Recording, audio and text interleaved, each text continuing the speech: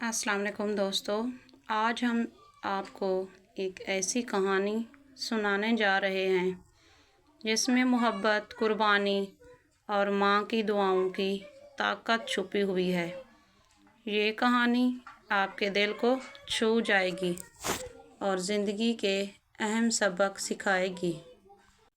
आखिर तक देखिए और अगर पसंद आए तो बेल आइकन दबाएं। ये कहानी कराची के एक छोटे मोहल्ले की है जहाँ आयशा अपनी माँ फ़ातिमा और वालिद के साथ रहती थी। आयशा एक नेक और मोहब्बत करने वाली लड़की थी जिसकी ज़िंदगी मामूल के मुताबिक चल रही थी। एक दिन आयशा की मुलाकात अहमद से हुई जो उसके पड़ोस में रहता था। अहमद शरीफ और नेक दिल लड़का था और जल्द ही उन दोनों के दरमियान दोस्ताना मोहब्बत परवान चढ़ गई।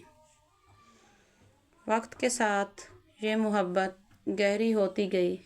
आयशा के वालिद की सेहत ख़राब हो गई और घर की तमाम जिम्मेदारियां आयशा और उसकी माँ पर आ गईं। आयशा ने अपनी मोहब्बत और खुशियों को कुछ वक्त के लिए छोड़ दिया ताकि वालिद की देखभाल कर सके।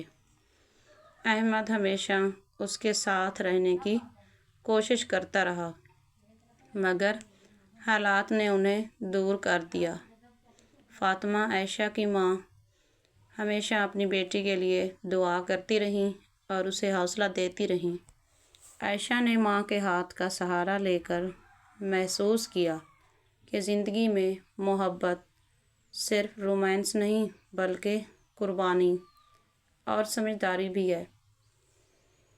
वक्त गुज़रता गया, वालिद की सेहत बेहतर हो गई मगर आयशा और अहमद के दरमियान फ़ासला बढ़ गया।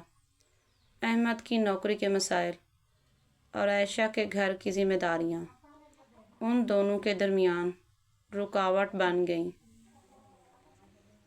एक दिन आयशा ने अहमद से कहा, हमारी मोहब्बत के रास्ते अलग हैं मगर मैं तुम्हें कभी नहीं भूलूंगी।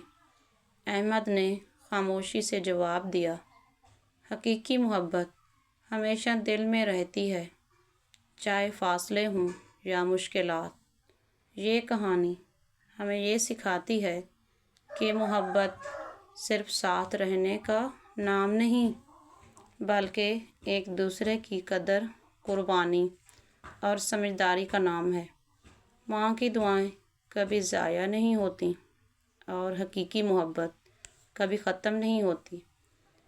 अगर आपको ये कहानी पसंद आई तो वीडियो को लाइक करें, सब्सक्राइब करें और बेल आइकन दबाएं ताकि आप हमारी हर नई कहानी देख सकें।